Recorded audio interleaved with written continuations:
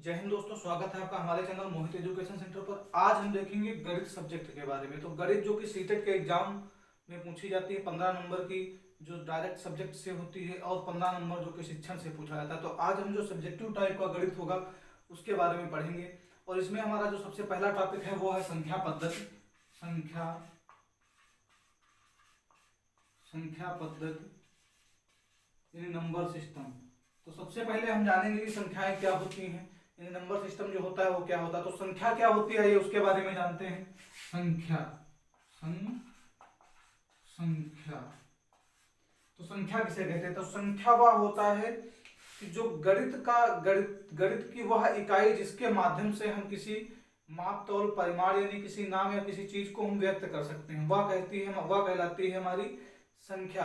तो संख्या को हम अध्ययन की दृष्टि से कई भागों में बांट करके पढ़ते हैं। तो आइए हम देखते हैं कि संख्या सब बिल्कुल बेसिक से, हमारा जो मैथ होगा वो बिल्कुल बेसिक से होगा और बिल्कुल ही आसान भाषा में। तो संख्या जो होती है उसको कितने भागों में बांटा गया है, सबसे पहले उसको हम देखते हैं। तो सबसे पहला भाग जो हमारा होता है वो होता है प्राकृतिक संख्याएं। प्राकृतिक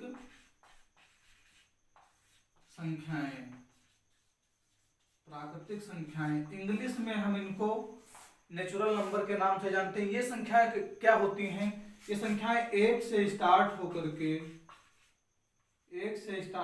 के और ये संख्याएं जो है वो अनंत तक जाती हैं।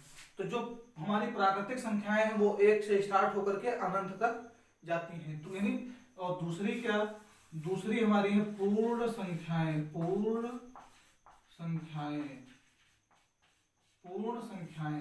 तो पूर्ण संख्याएं क्या होती हैं, जो पूर्ण संख्याएं हमारी होती हैं वह हमारी 0 से स्टार्ट होती हैं और अनंत तक जाती हैं। तो पूर्ण संख्याएं क्या होती हैं, हमारी 0 से स्टार्ट होकर के अनंत तक जाती हैं। तीसरा हमारा क्या होता है, पूर्णांक संख्याएं। तो पूर्णांक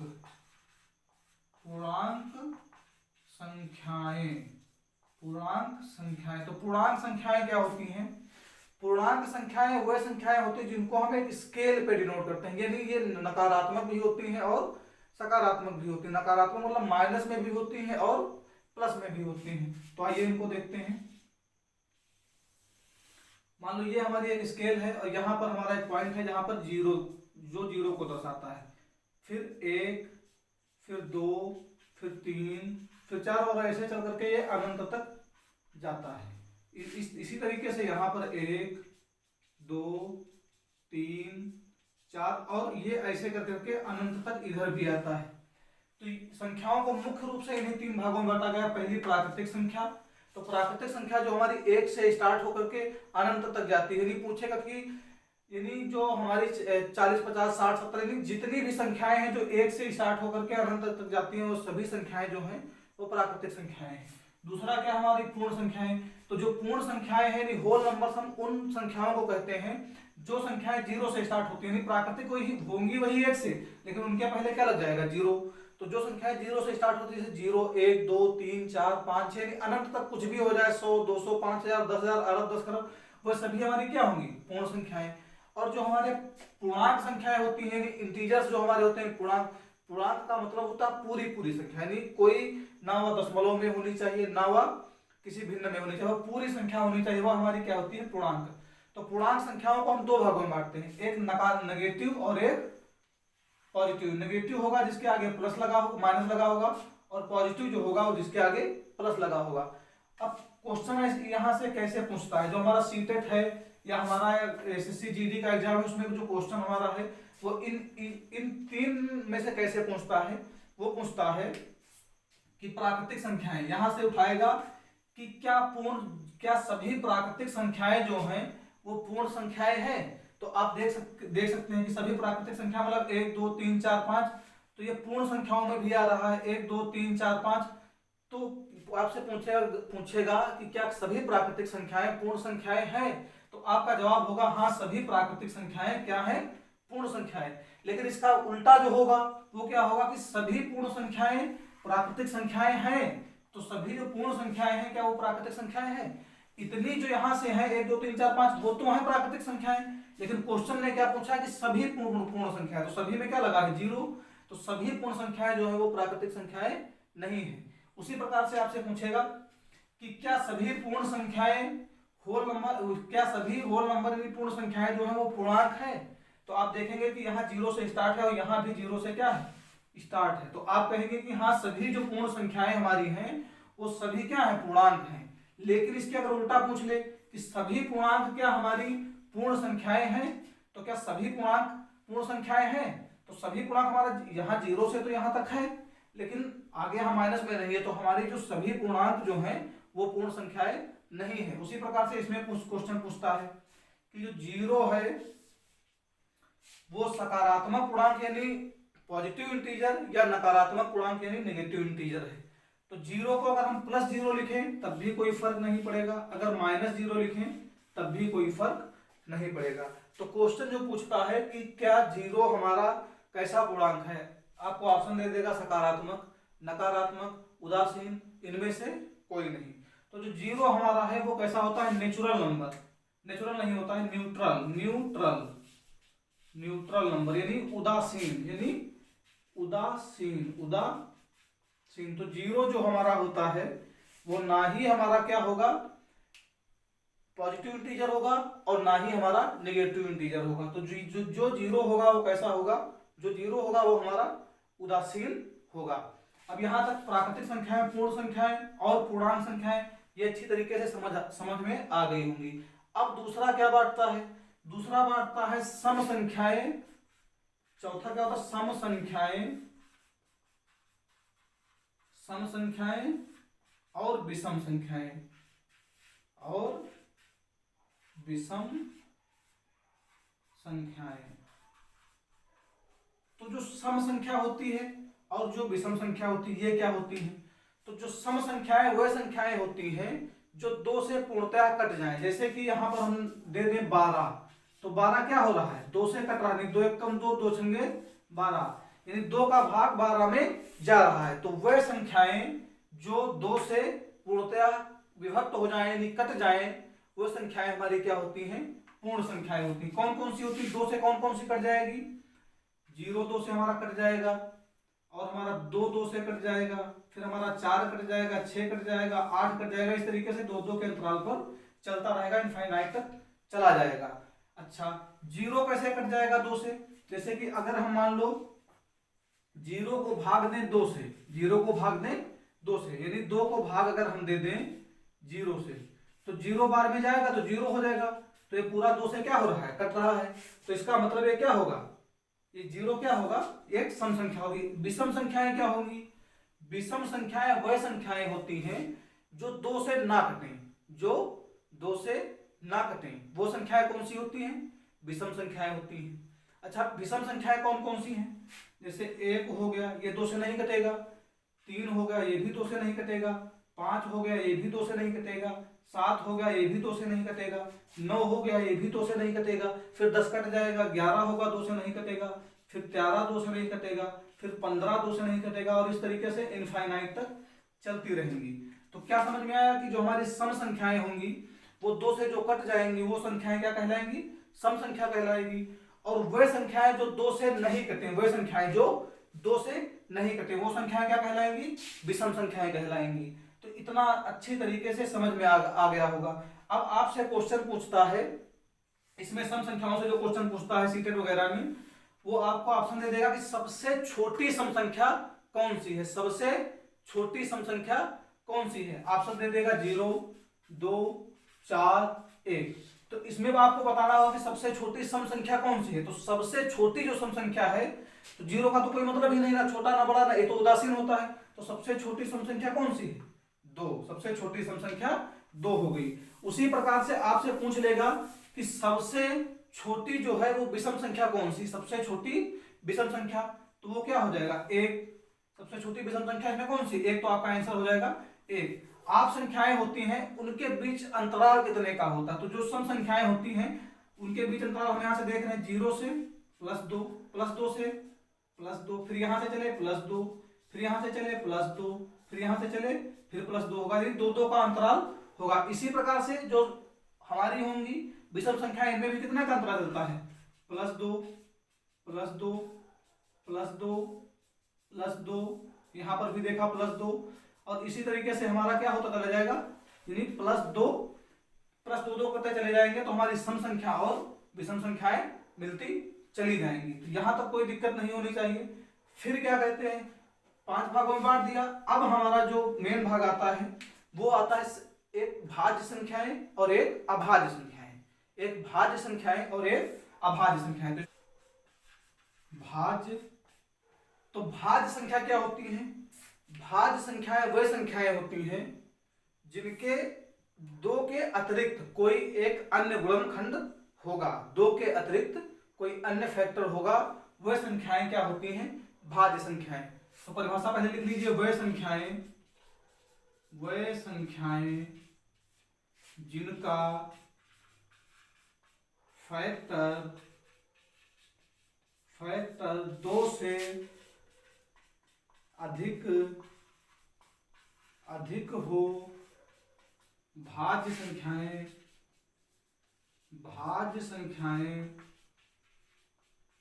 संख्याएं कहलाती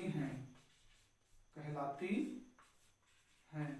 यानी इसका क्या मतलब हुआ कि वह संख्याएं जिनका फैक्टर यानी गुणनखंड 2 या 2 से अधिक हो, वह संख्याएं क्या है, भाज्य संख्याएं। जैसे कि 9 हम ले लें, तो 9 को हम अगर काटेंगे तो ये 1 से भी कट जाएगा, यानी 1 9 9, तो 1 हो गया 1 गुणे 9, 1 9 9।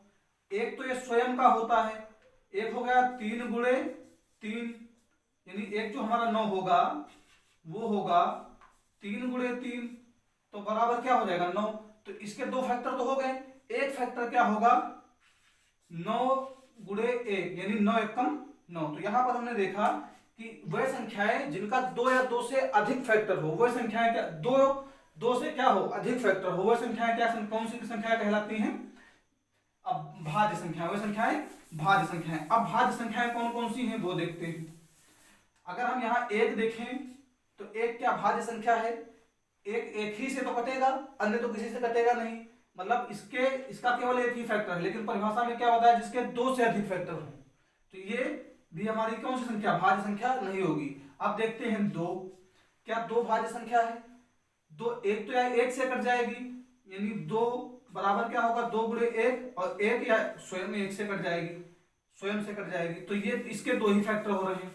इसमें क्या कह रहा है 2 से अधिक हो, तो ये भी हमारी भाज्य संख्या नहीं होगी। अब देखते हैं 3, तो ये भी 1 से कट रही है और स्वयं से कट रही है, तो ये भी क्या होगी, भाज्य संख्या नहीं होगी, ये भी क्या होगी, भाज्य संख्या नहीं होगी। अब देखते हैं 4, तो 4 अगर हम देखते हैं वह किससे कट रही है, तो या 2 से भी कट रही है और 1 से भी कट रही है और स्वयं से भी कट रही है। तो इसका मतलब 4 क्या है, 4 क्या है, एक भाज्य संख्या है। 4 क्या है, एक भाज्य संख्या। हम सीधे तरीके से यह कह सकते हैं कि वह संख्या जिसमें स्वयं के अतिरिक्त किसी अन्य का पहाड़ा लग जाए, स्वयं के अतिरिक्त किसी अन्य का पहाड़ा लग जाए, वह संख्या क्या कहलाती है, हमारी भाज्य संख्या कहलाती है। कौन कौन सी हुई, 4 हो गई, फिर 5 हमारी भाज्य संख्या होगी, नहीं होगी, क्यों नहीं होगी, क्योंकि 5 के 2 ही फैक्टर हैं। तो फिर हमारी कौन सी हो जाएगी 6, फिर हमारी कौन सी हो जाएगी 8, फिर हमारी कौन सी हो जाएगी 9, 9 भी तो एक भाज्य संख्या है भाई, इसके 2 के अतिरिक्त फैक्टर हैं, 9 हमारी क्या हो जाएगी भाज्य, फिर हमारी हो जाएगी 10, कौन सी हो जाएगी भाज्य। इस तरीके से हमारी संख्याएं इनफिनाइट भाज्य संख्याएं भी हो जाएंगी। मतलब वह संख्याएं जिसके 2 या 2 से अधिक फैक्टर हों, वो संख्याएं कौन सी, भाज्य संख्याएं कहलाती हैं। अब देखते हैं अभाज्य संख्याएं। अब अभाज्य संख्याएं क्या देखते हैं हम, अभाज्य संख्याएं। अभाज्य संख्याएं क्या होती हैं, इसके ठीक विपरीत कि वह संख्याएं जिनके फैक्टर सिर्फ 2 हों, वह संख्याएं जिनके फैक्टर सिर्फ 2 हों, यानी सिर्फ 2 गुणनखंड हों, सिर्फ 2 गुणनखंड हों, वह संख्याएं कौन सी संख्या कहलाती हैं, वह संख्याएं जो हमारी होती हैं वह अभाज्य संख्याएं कहलाती हैं, सिर्फ जिसके 2 ही गुणनखंड हों। क्या एक हमारी अभाज्य संख्या है, देखें इसके क्या 2 गुणनखंड है, तो इसका सिर्फ एक ही गुणनखंड है, इसलिए अभाज्य संख्या नहीं है। फिर हम 2 देखते हैं, 2 अभाज्य संख्या है या नहीं है, इसके देखते हैं। एक तो एक दूना 2 होगा, एक 2 एक कम 2 होगा, यानी इसके 2 ही फैक्टर है, तो ये भाज्य संख्या है। फिर देखते हैं 3 भी हमारी क्या है, अभाज्य संख्या है, यानी 2 भी अभाज्य है और ये भी अभाज्य संख्या है। फिर 4 तो हमारी भाज्य हो जाएगी, इसके 2 से अधिक हो जाएंगे। फिर 5, फिर 7, फिर 8 और 9 नहीं होगा और 10 नहीं होगा, फिर हमारा कौन सा होगा, सीधे 11। तो इस प्रकार से हमारा चलता चला जाएगा। तो क्या होगा परिभाषा कि जो संख्याएं, वह संख्याएं जिनके केवल 2 ही फैक्टर हो सकते हैं, वह संख्याएं हमारी कौन सी संख्याएं कहलाती हैं, भाज्य या अभाज्य संख्याएं कहलाती हैं। तथा वह संख्याएं जिनके 2 या 2 से अधिक फैक्टर हों, वो संख्याएं क्या कहलाती हैं, हमारी भाज्य संख्याएं कहलाती हैं। अब इनसे क्वेश्चन कैसे पूछता है, आइए वो जानते हैं। क्वेश्चन पूछेगा आपसे कि जो 1 से 25 तक भाज्य संख्याओं कितनी अभाज्य संख्याएं हैं, तो कितनी होंगी, 1 से 25 तक जो भाज्य संख्याएं होंगी वो होंगी 9। फिर पूछेगा 25 से 50 तक, 25 से 50 तक कितनी भाज्य संख्याएं होंगी, 6। और ये क्वेश्चन यूपीटीटी में पूछा जा चुका है कि 1 से 50 के बीच कितनी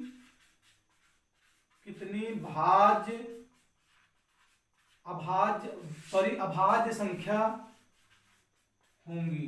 तो ऑप्शन क्या होगा, 1 से 50 तक, तो इनको जोड़ देंगे, कितना हो जाएगा, यहाँ से 1 से इसमें जोड़ देंगे तो हो जाएगा 15। तो ऑप्शन हो जाएगा 15। तो ये आपको यहां से क्या करना है, याद रखना है। और यहां से 50 से 100 तक अगर रखेंगे तो हमारी होती है 15। तो कुल हमारी अगर 1 से 100 तक पूछ ले तो हमारी हो जाएंगी 25।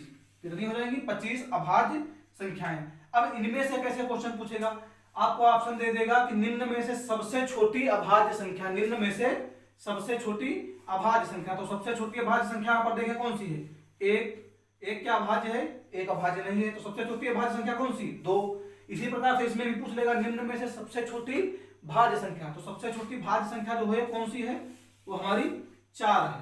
फिर पूछ लेगा कि 2 अंकों की सबसे छोटी अभाज्य संख्या, 2 अंकों की सबसे छोटी अभाज्य संख्या। तो 2 अंकों की सबसे छोटी जो अभाज्य संख्या है, यहां तक तो हमारी 1 अंक की है, और यहां पर देखेंगे 2 अंक की कौन सी है, 11, 2 अंक की 11। और अगर पूछ ले कि 2 अंकों की सबसे बड़ी अभाज्य संख्या है 2 अंकों की, तो 2 अंकों की सबसे बड़ी अभाज्य संख्या 97 है। कितनी है, 97 है। अगर 3 अंकों की पूछ ले तो 101 है, सबसे छोटी संख्या अभाज्य संख्या जो है 101 है। इसी प्रकार से अगर इसमें भी पूछ ले कि 2 अंकों की सबसे छोटी भाज्य संख्या, 2 अंकों की सबसे छोटी भाज्य संख्या, तो 2 अंकों की सबसे छोटी भाज्य संख्या कौन सी है, 100 है। और 3 अंकों की सबसे छोटी भाज्य संख्या तो वो कितनी हो जाएगी, 100। और यहां पर कितना हो जाएगा हमारा 10, यहां पर कितना हो जाएगा, यानी सबसे छोटी भाज्य संख्या 2 अंकों की 10 हो जाएगी, सबसे बड़ी 3 अंकों की सबसे बड़ी संख्या, सबसे छोटी संख्या जो भाज्य होगी वो होगी 100, वो होगी हमारी 100। कौन सी संख्या हमारी आती है, अब एक आती है सह अभाज्य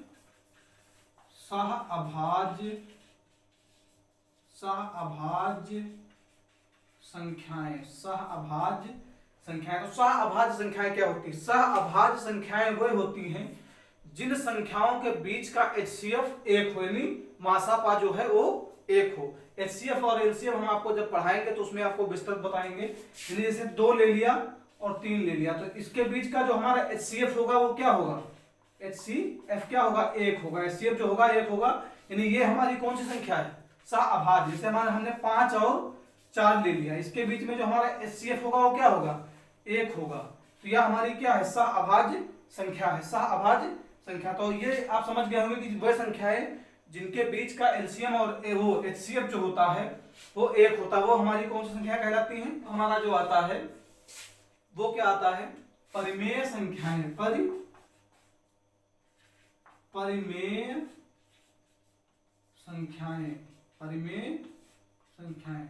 तो परिमेय संख्याओं की परिभाषा क्या होती है कि वह अंक जिनको हम P बटे Q के रूप में लिख सकते हैं, P बटे Q के रूप में लिख सकते हैं, वह हमारी क्या होती हैं, परिमेय संख्याएं होती हैं। लेकिन जो Q का मान होना चाहिए वो या 0 या 0 के बराबर नहीं होना चाहिए। जो Q का मान होना चाहिए वह 0 या 0 के बराबर नहीं होना चाहिए। वह हमारी संख्याएं कौन सी होंगी? परिमेय संख्याएं। जैसे कि 1 है, 2 है, 3 है, 4 है, 5 है, 6 है, 7 है, 8 है, 9 है, 10, यानी इनफाइनाइट। ये सभी हमारी संख्याएं परिमेय संख्याएं। कैसे संख्याएं हैं? क्योंकि अगर हम इनके नीचे एक के नीचे एक लिख दें, यानी बटे के नीचे एक लगा दें, तो इसके मान पे कोई परिवर्तन नहीं होगा। जब इसके मान पे कोई परिवर्तन नहीं होगा तो ये P अपान Q के रूप में भी होगा, तो ये हमारी परिमेय संख्या बन जाएगी। जैसे यहाँ पर हम 4 उठा लिए, 4 के नीचे अगर हम 1 लिख दें तो इसके मान पर कोई प्रभाव नहीं पड़ेगा, लेकिन ये हमारे P अपान Q के रूप में क्या हो जाएगी? परिवर्तित हो जाएगी। P अपान Q के रूप में परिवर्तित हो जाएगी। और Q का जो मान है वह 0 भी नहीं है और 0 के बराबर भी नहीं है, यानी 0 से बड़ा है। तो हमारी ये P अपान Q के रूप में क्या हो जाएगी? परिवर्तित हो जाएगी। तो यहाँ तक आज हमने जो समझा वो जो हमारा नंबर था, नंबरों के बेसिक के बारे में समझा। कल जब हम स्टार्ट करेंगे तो जो हमारा चैप्टर होगा वो नंबर सिस्टम से रिलेटेड होगा। यूनिट डिजिट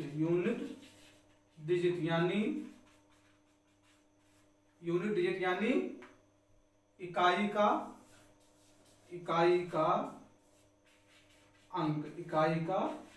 अंक। ये हमारा कल का जो टॉपिक होगा वो इकाई का अंक होगा। धन्यवाद। जय हिंद।